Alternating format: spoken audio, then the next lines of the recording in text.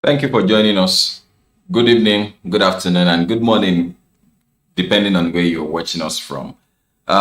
Straight away, we will be talking to you. We will be discussing. Let's look at it because this is serious matters on ONIF TV. We'll be looking at the coup that happened in Sudan, and you will agree that that's not the first one in recent times, ranging from Mali through Guinea and a failed coup some time ago in Turkey. That one failed. And so, but this one happened in Sudan. And that's what is still being looked into at the moment. But then the military has declared a state of emergency after the coup and dissolved all cabinets. Now, one might want to ask, what is a coup for the benefit of those who are probably joining us or who probably don't know what a coup means. A coup is actually the form short or the short form of what is called a coup d'etat. A coup d'etat usually is what has been shortened to be coup. Well, of course, coup is the spelling COUP. It is the seizure and removal of the government and its power. The seizure, and of course, if it's going to be by seizure, then that means it's going to be by force, taking power of an incumbent government and removing that government and its power. Typically, it is an illegal, unconstitutional seizure of power by a political faction. And so it could be that, so that at least that gives you an idea of what a coup really is. And of course, we've had a lot of that. We've had such things happen even in Nigeria. But then it should also be noted that coups don't just happen. They usually leave traces of deaths, lives being lost, and of course damages and injuries and all of that. It could also lead to imprisonment, detainment, and all of that. And so those are the things that constitutes a coup or characterizes a coup. But the latest that we have now, which we are going to be looking at, is what we have had in Sudan. And so we would be looking at the decisions that have been taken now in Sudan. And I saw on the news that somebody said, well, what if we wake up to such a thing, in Nigeria? Yes, we don't like to talk about these things. But then, somebody just felt that, okay, what if, but then these are things that have happened before. We don't pray that such things happen again. But then one thing always lead to the other. People, some people could just come up and just say that, oh, we don't want this, and then they just go and do one thing and one thing, which of course is what we see happening. But of course, we have a military system in Nigeria which is solely controlled by the commander-in-chief. That's the president of the Federal Republic of Nigeria, who, from all indications, he is in control of the military. And so we don't expect such things to replicate itself in Nigeria. Sudan military leader has declared a state of emergency across the country while dissolving its traditional cabinet and the sovereign council in a huge blow to the country's already fragile transition towards democracy. Abdel Fattah al-Burhan made a televised announcement on Monday. Thousands of pro-democracy protesters flooded the streets of the capital Khartoum and its twin city of Omdurman after soldiers arrested and several government officials. Among those detained on Monday is Prime Minister Abdallah Hamdok. He was moved to an undisclosed location after refusing to issue a statement in support of the coup, said the information ministry, still apparently under the control of Hamdok support.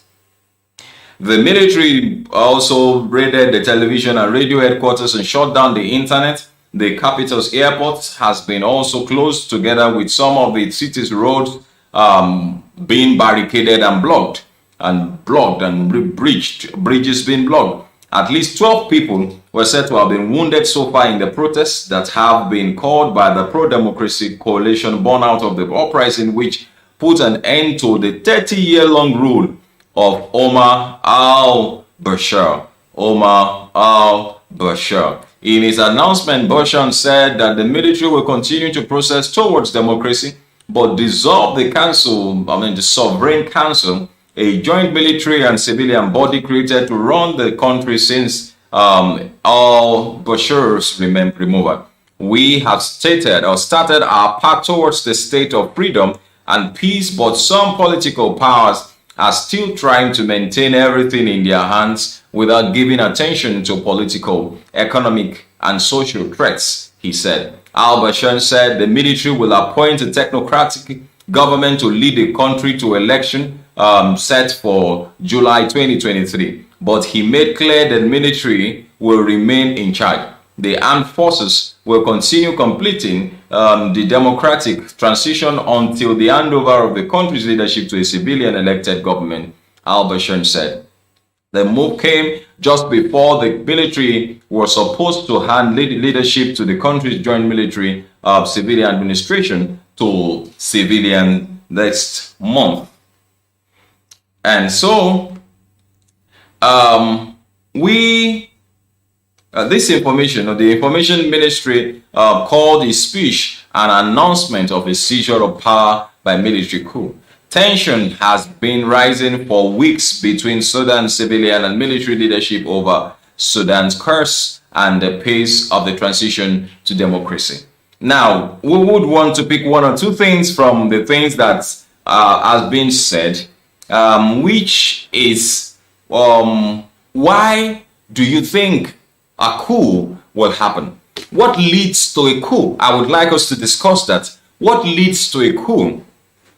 Are coups, are they most of the time geared towards the interest or the best interest of the people?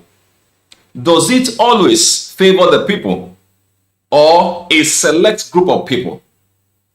You know, and why do you think why do you think coups come up? And I'd like, people to contribute to this. Let's contribute, share your opinion, share your comments on this matter. Why do you think coups happen? And what are the people, what are the nations, and I see these things happening more in Africa. I see these things happening more in Africa, and I see nations in Africa, driving in the same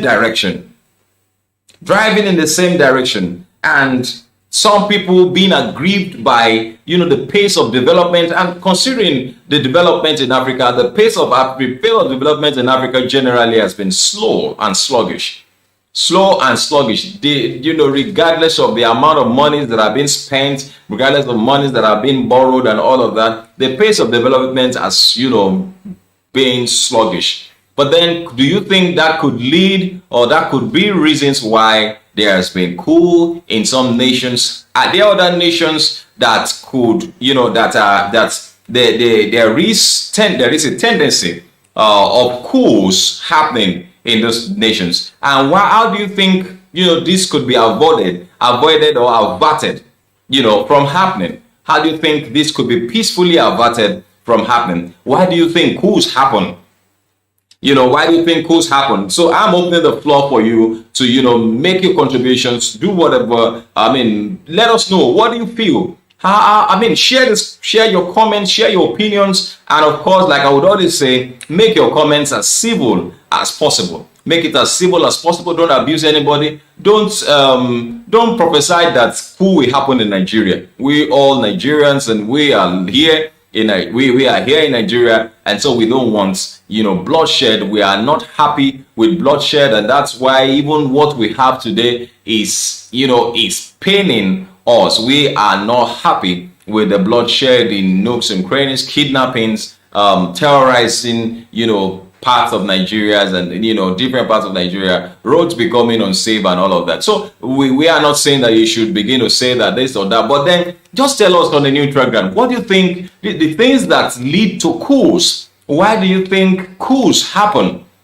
Why do you think coups happen? And also, do you think that coups, majority of the coups that have happened, were they geared towards the interests or the best interests of the people? Were they geared towards the best interests of the people? Were the interests of the people, embraced or engaged in the staging of these coups? Or were they coups that just came up as a result of selfish interests and all of that? Let us just share our opinion. I will make this video as short as possible so that you can share and you can just watch in a glance, and also be able to share your comments, share your opinions, so that we'll do as much as possible. We'll do everything within our power to avoid the same thing repeating itself in any other nation, especially in Nigeria.